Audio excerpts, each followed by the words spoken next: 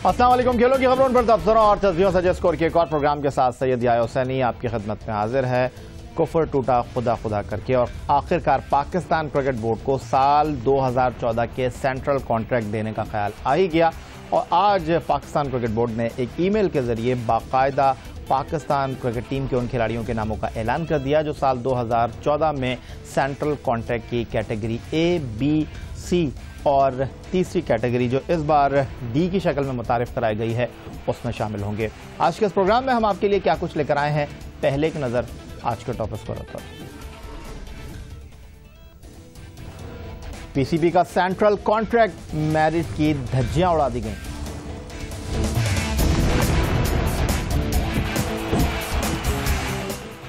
लाहौर में पीसीबी का क्रिकेटर्स को थका देने वाला समर कैंप हुआ खत्म।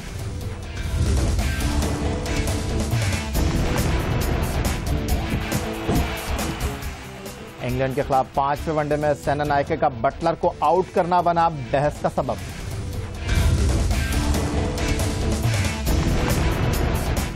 तो उन लोगों को मैं बदतमीजी मेरे सामने आया तो मैं समझाऊं उनको, मेरी जान भी बड़ी है मगर एक तमीज़ होती है, वो तमीज़ से जब तमीज़ी करते हैं तो मुझे बड़ा गुस्सा आता है। और जनाब प्रोग्राम की शुरुआत में बात करेंगे पाकिस्तान क्रिकेट बोर्ड की जानिब से आज सेंट्रल कॉन्ट्रैक्ट के नामों का बाकायदा ऐलान कर दिया गया। बहुत से लोग सेंट्रल कॉन्ट्रैक्ट पर नाराज हैं, बहुत से लोग के तहफ़्फ़ुज़ात हैं, लेकिन पाकिस्तान क्रिकेट बोर्ड की जानिब से 31 खिलाड़ियों को 4 मुख्तलिफ कैटेगरीज में तकसीम किया गया है। पहले आपको बता देते हैं कि कैटेगरी ए जिसमें खिलाड़ी शामिल हैं वो कौन है, आप स्क्रीन पर देख सकते हैं। टेस्ट और वनडे टीम के कप्तान मिसबाउल हक के साथ शाहिद आफरीदी जो कि पाकिस्तान क्रिकेट टीम के साबिक कप्तान है वो यहाँ आपको दिखाई दे रहे हैं। फिर T20 क्रिकेट टीम के साबिक कप्तान मोहम्मद हफीज हैं, सईद अजमल और एक बड़ा जम मिला है यहाँ पर जुनैद खान को, और जुनैद खान जो इससे कबल बी कैटेगरी में थे उनको ए कैटेगरी में शामिल किया गया है और ए कैटेगरी से तनज़्ज़ुल हुई है साबिक कप्तान यूनुस खान की जो अब कैटेगरी बी में दिखाई दे रहे हैं। उनके साथ उमर अकमल यहाँ पर मौजूद हैं, उमर गुल बदस्तूर बी कैटेगरी में मौजूद हैं और अहमद शहजाद जिनके बारे में कहा जा रहा है कि पाकिस्तान T20 की क़यादत के लिए वो मजबूत उम्मीदवार हैं, उन्हें बी कैटेगरी में रखा गया है।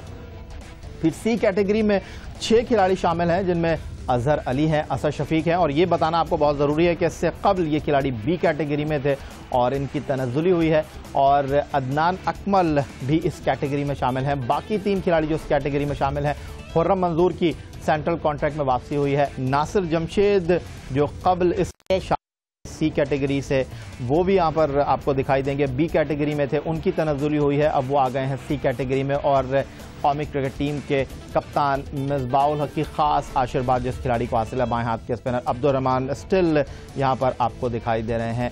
और इस वक्त टेलीफोन लाइन पर हमें ज्वाइन कर रहे हैं senior sports journalist Abdul Majid Bhatti साहब। माजिद भट्टी साहब, बहुत से तहफ़्फ़ुज़ात हैं इससे सेंट्रल कॉन्ट्रैक्ट पर, 31 खिलाड़ियों को आखिरकार ये सेंट्रल कॉन्ट्रैक्ट दिया गया है, बिलखुसूस कौमी क्रिकेट टीम के साबिक कप्तान 89 टेस्ट मैच, 253 एक रोज़ा मैच और 25 T20 मैच खेलने वाले यूनुस खान को बी कैटेगरी में रखा गया है। और कुछ इस तरह के शुभात का इज़हार किया जा रहा है कि कहीं यूनुस खान माजी का अपना जो उनका रवैया है वो बरकरार रखें और हो सकता है कि वो सेंट्रल कॉन्ट्रैक्ट ना ही लें। जी हाँ, यूनुस खान का वाकई हैरानकुन है कि 5 महीने और 5 दिन के तवील इंतजार के बाद आज पाकिस्तान क्रिकेट बोर्ड ने ये पिंडोरा बॉक्स खोला है। लेकिन यूनुस खान जो कैंप में सुपर फिट थे और वो एक ही फॉर्मेट में पाकिस्तान को रिप्रेजेंट करते रहे टेस्ट मैचों में तो आउटस्टैंडिंग परफॉर्मेंस थी यूनुस खान की। लेकिन जो क्राइटेरिया क्रिकेट बोर्ड ने दिया है, उन्होंने फॉर्म और फिटनेस को कारकर्दगी की बुनियाद बताया है, तो फॉर्म और फिटनेस में तो यूनुस खान बी कैटेगरी में नहीं आते। फिर जुनैद खान जिन्हें एक डिग्री दी गई है, जुनैद खान जो है वो पाकिस्तान के में इन और आउट होते रहे, 15 या 16 की फहरिस्त में तो रहे, लेकिन जुनैद खान मुस्तकिल तौर पर पाकिस्तान की 11 में जगह हासिल नहीं कर पाते। इसके बावजूद उन्हें एक कैटेगरी देना हैरानकुन है। और बाद ऐसे नाम है जिनको कहा जा रहा था कि वो पाकिस्तान टीम में शायद कभी कमबैक कर ले, जिस तरह फैसल इकबाल थे, इमरान फरद थे, तौफीक उमर थे, शोएब मलिक थे, इमरान अकमल। तो लग ये रहा है कि जो करंट सिलेक्शन कमेटी है उन्होंने इन खिलाड़ियों का चैप्टर क्लोज कर दिया है। और अली और एजाज सीमा भी ऐसे प्लेयर थे जिनका नाम पिछली सेंट्रल कॉन्ट्रैक्ट की फहरिस्त में शामिल था, इनको भी बिल्कुल नजरअंदाज कर दिया गया है। तो लग रहा है कि कहीं ना कुछ गड़बड़ जरूर हुई है, कहीं दोस्ती यारी चली है, कहीं बंदरबांट चली है, लेकिन 100% सब कुछ ठीक नहीं है। बहुत शुक्रिया आपका। अब्दुल माजिद भट्टी हमारे साथ मौजूद है, स्पोर्ट्स जर्नलिस्ट, और अब हमें जनाब ज्वाइन कर रहे हैं पाकिस्तान के साबिक टेस्ट बैट्समैन और डायरेक्टर गेम यूब डेवलपमेंट हारून रशीद साहब हमें ज्वाइन कर रहे हैं। खुशामदीद कहेंगे हारून रशीद साहब आपको, और आप क्या कहेंगे, इससे पहले पाकिस्तान क्रिकेट बोर्ड की जानिब से समर कैंप का इनेकाद किया गया था, बड़ा पसीना बहाया खिलाड़ियों ने, और 19,20,000 रुपये खिलाड़ियों को 1,500 रुपये डेली के हिसाब से जो है वो डेली अलाउंस दिया गया। लेकिन अब सेंट्रल कॉन्ट्रैक्ट आया और डेफिनेटली इसमें कुछ तहफ़्फ़ुज़ात होंगे, कुछ खिलाड़ी खुश होंगे, कुछ खुश नहीं होंगे, एक्सपर्ट के अपने अंदाजे होंगे। जिस तरह भी आप माजिद भट्टी को सुन रहे थे, आप क्या कहना चाहेंगे? देखिए, इसमें सबसे पहले चीज तो ये है कि हर कोई इसके ऊपर करेगा कि क्या निकाला गया, किसी को कैटेगरी में। ऑब्वियसली आप देखते हैं कि नबी हाल ही में नई सिलेक्शन कमेटी मुइन खान के अंडर में आई है। इससे पहले जो चीजें भी फैसले हुए होंगे वो प्रीवियस कमेटी ने करके चले गए होंगे। ऑब्वियसली जैसे कभी माजिद भट्टी ने कहा कि 4 से 5 महीने हो गए हैं, उसके बाद ये दोबारा रिव्यू किया गया है। ऑब्वियसली जब न्यू सिलेक्शन कमेटी आई तो उन्होंने अपने ही तरीके से कोई इसको वाज़ेह किया होगा, वजह किया होगा, कोई भी जो भी फार्मूला उन्होंने बनाया होगा, और इसके फार्मूले के लिए जो भी उन्होंने क्राइटेरिया फिक्स किया होगा, जो जिससे उतर रहा होगा उसको उसी कैटेगरी में उन्होंने रख दिया है। ऑब्वियसली ये तो हम क्योंकि इसमें शामिल नहीं थे, इसलिए हम इस पर सिर्फ यही कमेंट कर सकते हैं कि फलाना बी में क्यों चला गया या फलाना ए में क्यों आ गया। लेकिन आई थिंक जो सबसे बेस्ट यही है कि जो जिन लोगों ने इसको फैसला किया है वो इसके ऊपर ज्यादा बेहतर तरीके से रोशनी डाल सकते हैं। लेकिन आई वुड से कि जो भी मुझे जो नाम जो नजर आए, जो आपने देखे, इसमें सारे वो लोग हैं जिनमें फ्यूचर पोटेंशियल भी है। इसमें वो लोग भी हैं जो सिर्फ एक कैटेगरी पे क्रिकेट खेलते हैं, एक फॉर्मेट खेलते हैं। इसमें ऐसे भी हैं जो 2 फॉर्मेट खेलते हैं, और ऐसे भी हैं जो 3 फॉर्मेट खेलते हैं। तो आई थिंक यकीनी तौर पर कोई ना कोई यार्डस्टिक जरूर बनाई गई होगी जिसकी बिना पर ये कॉन्ट्रैक्ट ऑफर किए गए। बिल्कुल दुरुस्त फरमाया हारून रशीद साहब आपने कि जो बेस्ट पॉसिबल लगे सिलेक्शन कमेटी को या थिंक टैंक को जो सेंट्रल कॉन्ट्रैक्ट के लिए सर जोड़कर बैठा था, उसने ये फहरिस्त मरतब की होगी। लेकिन सबसे हैरान कुन इजाफा डी कैटेगरी में उमर अमीन की शक्ल में यहाँ पर दिखाई दे रहा है। और अगर उमर अमीन टैलेंटेड क्रिकेटर हैं, कोई शक व शुबे की इसमें गुंजाइश नहीं है, लेकिन सबसे अहम सवाल यह है कि यही सिलेक्शन कमेटी थी जब उसने 36 खिलाड़ियों के नामों का ऐलान किया था तो उमर अमीन का नाम उसमें शामिल नहीं था। लेकिन अब जब सेंट्रल कॉन्ट्रैक्ट की बारी आई है तो उमर अमीन का इसमें नाम शामिल हो गया है, और उमर अमीन की कारकर्दगी सबके सामने। देखिए, ये बात भी आप बिल्कुल ठीक कह रहे हैं कि जिसमें आप कारकर्दगी को बुनियाद बना रहे हैं, तो मैं भी यही फील करता हूं कि ऑब्वियसली हमारी भी यही सोच, सबकी यही सोच होती है कि इंसेंटिव बेस्ड कॉन्ट्रैक्ट्स होने चाहिए। अब उसके बाद होता ही है कि सिलेक्शन कमेटी अपने जहन में ये भी रखती है कि नेक्स्ट 12 मंथ्स में या नेक्स्ट 16-18 मंथ्स में हमारे पास कौन से ऐसे ऑप्शन अवेलेबल हैं जो वापस कम बैक कर सकते हैं। देखिए, होता ही है कि जब भी आप किसी यंग प्लेयर के ऊपर अपनी इन्वेस्टमेंट करते हैं तो इसको एकदम से डिस्कार्ड नहीं कर देते। और दूसरी चीज ये भी बता दूंगी, ये कोई जरूरी नहीं है कि जो सेंट्रली कॉन्ट्रैक्टेड प्लेयर्स हैं सिर्फ इन्हीं में से सिलेक्शन हो सकती है।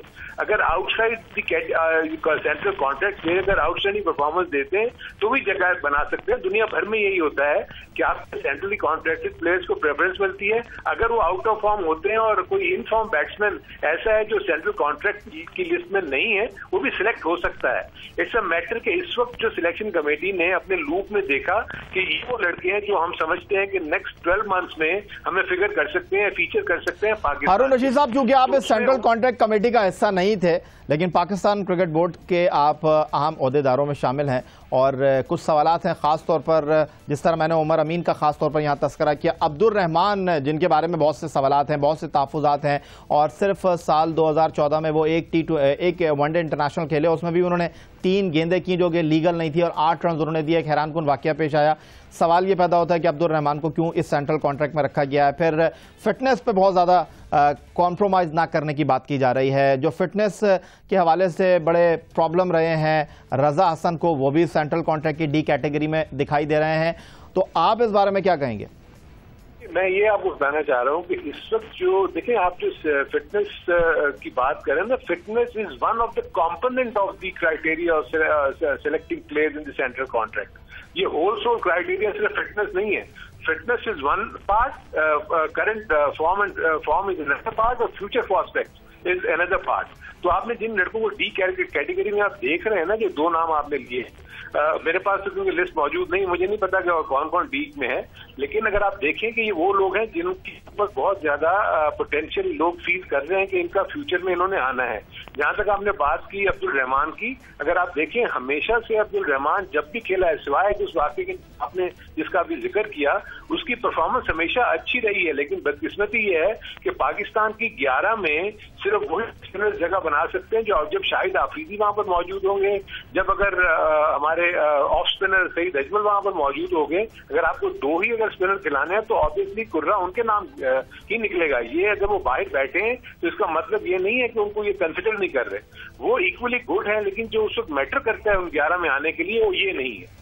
हारून रशीद साहब, बिलखुसूस मैं यूनुस खान के हवाले से आपसे बात करना चाहूंगा। जो 2013 में उन्हें सेंट्रल कॉन्ट्रैक्ट दिया गया था, उसमें इस चीज को मद्देनजर रखा गया था कि यूनुस खान को सेलेक्टर सिर्फ टेस्ट क्रिकेट के लिए मुंतखब कर रहे हैं, लेकिन इस बार उन्हें ए से बी में डाला गया है। और अगर उनकी टेस्ट क्रिकेट की परफॉर्मेंस देखी जाए तो वो सबके सामने है। और यूनुस खान को आप भी बेहतर अंदाज में जानते हैं क्रिकेटर की हैसियत से, कहीं आपको इस बात का खदशा है कि यूनुस खान ये सेंट्रल कॉन्ट्रैक्ट लेने से इनकार कर दें, जिस तरह माजी में हुआ है, वो कहें कि बगैर सेंट्रल कॉन्ट्रैक्ट के मैं खेलूंगा? क्योंकि यहाँ बात हो रही है कि जो खिलाड़ी एक कैटेगरी खेलता है, 2 फॉर्मेट की क्रिकेट खेलता है, इस पर आप क्या कहेंगे? यूनुस खान भी फॉर्मर कैप्टन रहे। देखिए, आप ये बिल्कुल ठीक है। देखिए, अब इसमें मसला है कि ये यूनुस खान की इंडिविजुअल डिसीजन होगी ना। ऑब्वियसली अगर जो भी थिंक टैंक ने अगर ये इस कॉन्ट्रैक्ट बनाए और उसने किसी को ये कैटेगरी में बी में रखा है और यूनुस को अगर बी में रखा है, तो उसके पीछे डेफिनेटली कोई ना कोई उनकी रीजनिंग होगी जो उनको बतानी चाहिए कि इन वजह से हमने किसी को ए में रखा, किसी को बी में रखा, किसी को सी में रखा। तो जहां तक यूनुस खान की अपनी हुआ, मैंने तो उससे ज्यादा डेडिकेटेड प्लेयर कोई भी नहीं पाया। यानी जब मर्जी हमने उसको देखा है, वो ग्राउंड में जितनी मेहनत करता है, वो ड्रेसिंग रूम में जितने अपने लड़कों के साथ मेहनत करता है, वो एक इंस्पिरेशनल फिगर है पाकिस्तान के लिए, क्योंकि जिस एज में है वो, जिस तरीके से वो मेहनत करते हैं, तो मैं सीख सकता हूँ कि यूनुस खान ऑब्वियसली वो। बहुत शुक्रिया आपका हारून रशीद साहब, हमें वक्त देने के लिए। पाकिस्तान बोर्ड के डायरेक्टर गेम यूथ डेवलपमेंट हारून रशीद हमसे बात कर रहे थे और वाज़ेह तौर पर यह कह रहे थे कि तहफ़्फ़ुज़ात तो हैं यहाँ पर, और जो पाकिस्तान क्रिकेट बोर्ड की सिलेक्शन कमेटी ने सेंट्रल कॉन्ट्रैक्ट अनाउंस किया है उस हवाले से वो बात कर रहे थे। अब जनाब कुछ बात कर लेते हैं पाकिस्तान क्रिकेट टीम के कप्तान मिसबाह-उल हक के बारे में, जो बात कर रहे हैं वक़ार यूनुस के एक बार फिर कोच बनने के हवाले से। और उनका कहना यह है कि वक़ार यूनुस कोच बन गए कोई मसला नहीं होगा, वो बड़े ही तंदही के साथ काम करने वाले शख्स हैं और इस बार भी पाकिस्तान टीम उनकी कोचिंग में आगे ही बढ़ सकती है। देखिए, उनकी बहुत लॉयल्टी है पाकिस्तान के साथ। लास्ट टाइम भी जब वो कोच थे तो पाकिस्तान टीम ने बड़ी ज़बरदस्त परफॉर्मेंसेस दी और उनका जो कंट्रीब्यूशन है, काफ़ी यंगस्टर्स, अज़हर अली आया, असद शफीक और यंगस्टर्स आए काफ़ी, जिन्होंने पाकिस्तान टीम में जगह भी बनाई। तो आई थिंक उन्होंने जो भी काम किया है पाकिस्तान टीम की परफॉर्मेंसेस के हवाले से भी और इंडिविजुअली प्लेयर्स को बनाने में भी, वो काफ़ी ज़बरदस्त रही हैं। और मुझे उम्मीद है कि जिस तरह का उनका पैशन है पाकिस्तान की क्रिकेट के लिए, इंशाल्लाह अब भी वो आएंगे तो पाकिस्तान की क्रिकेट के लिए अच्छा ही होगा। मिसबाह-उल हक की कप्तानी को लेकर बड़े सवाल उठते हैं और पाकिस्तान क्रिकेट बोर्ड ने मोहम्मद हफीज को T20 की कप्तानी जो है उनकी रिजाइन करने को एक्सेप्ट किया। On the other side Ahmad Shahzad के बारे में ये कहा जा रहा है कि वो T20 के कप्तान हो सकते हैं, लेकिन पाकिस्तान क्रिकेट टीम के टेस्ट और वनडे कैप्टन मिसबाह-उल हक मुस्तकबिल में कप्तान के हवाले से कुछ और ही सोच रहे हैं और वो उन खिलाड़ियों के बारे में सोच रहे हैं जो पाकिस्तान टीम के कप्तान बन सकते हैं, लेकिन उनके साथ बड़े मसाइल हैं। कौन है वो खिलाड़ी, आपको दिखाते हैं। देखिए, आपकी टीम में ये बात नहीं है कि जी प्लेयर्स ऐसे नहीं है कि जिनको आप कप्तानी दे सकते हैं। काफ़ी प्लेयर्स हैं आपके सामने है। अज़हर अली अभी रिसेंटली कर रहा है, डिपार्टमेंट की भी कप्तानी कर रहा है और डिफरेंट उसमें कर रहा है। उमर अकमल ने भी की है, डिपार्टमेंट की कप्तानी कर रहा है। तो आई थिंक ये थोड़ा सा जब ये एक्सपीरियंस लेंगे और फ्यूचर में जाएंगे और ऑटोमेटिकली जब इन पर जिम्मेदारी पड़ेगी तो आप किसी भी प्लेयर पे ये रिस्पॉन्सिबिलिटी डाल सकते हैं।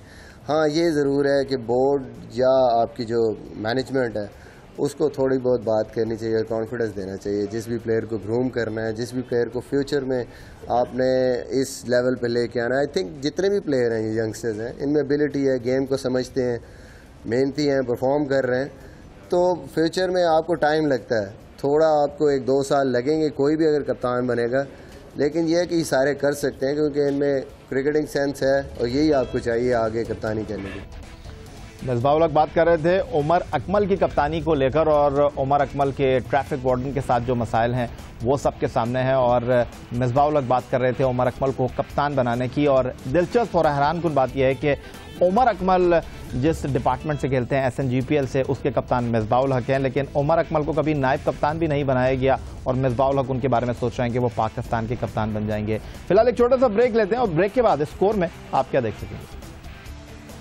तो उन लोगों को मैं बदतमीजी मेरे सामने आया तो मैं समझाऊं उनको, मेरी जान भी बड़ी है, मगर एक तमीज़ होती है, वो तमीज़ से जब कोई बदतमीजी करता है तो मुझे बड़ा गुस्सा आता है।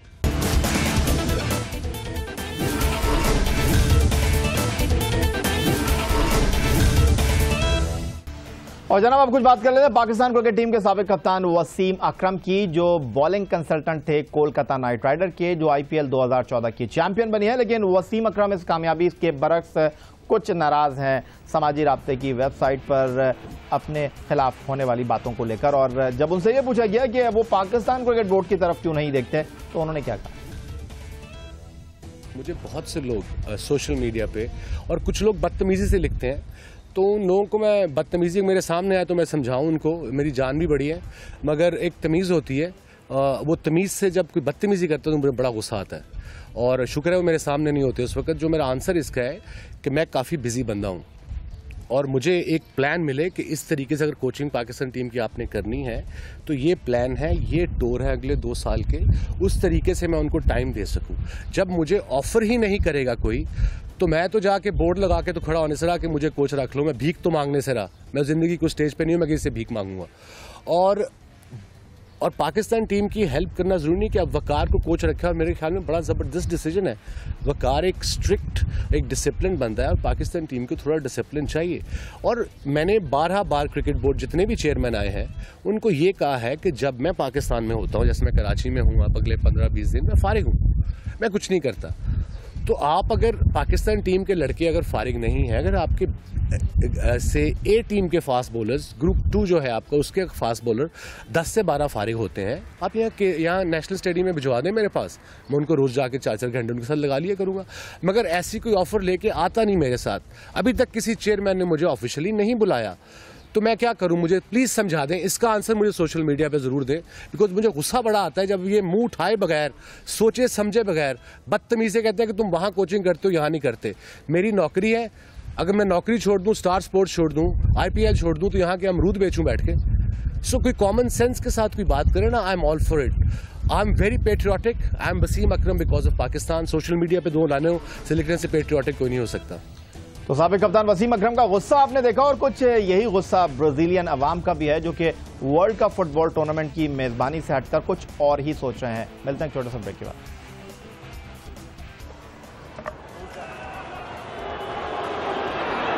Well, I'm not too sure that the captain is going to allow him to appeal for that. He will say that he warned him previously, but I think the captain, well, they have upheld the appeal.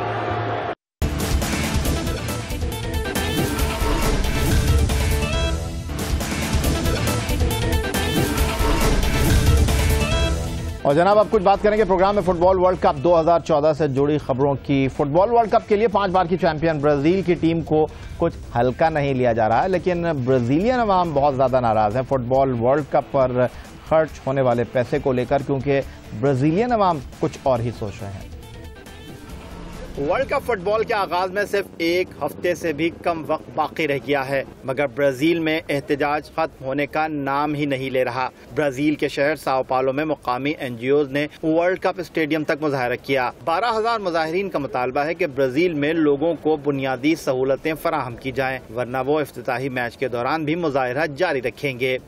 कई लोग सड़कों में निकलकर एहतजाज कर रहे हैं तो साओ पालो ही में गलियों के आर्टिस्ट मुनफरिद अंदाज में अपना एहतजाज रिकॉर्ड करवा रहे हैं। दीवारों पर मुसव्वरी करने वाले फनकारों ने अपने फन में ब्राजीलियन हुकूमत और फीफा की जानिब से पैदा होने वाली खतरनाक सूरत हाल और इससे मुतासर होने वाली आवाम की अक्कासी की। सिर्फ साओ पालो ही नहीं बल्कि रियो डी जेनेरो में भी मुसव्वरी के जरिए ऐसे एहतजाज जारी हैं। यहाँ की एक मखसूस तस्वीर में ये दिखाया गया है कि ब्राजीलियन बच्चों के पास खाने को कुछ नहीं, लेकिन फुटबॉल जरूर मौजूद है।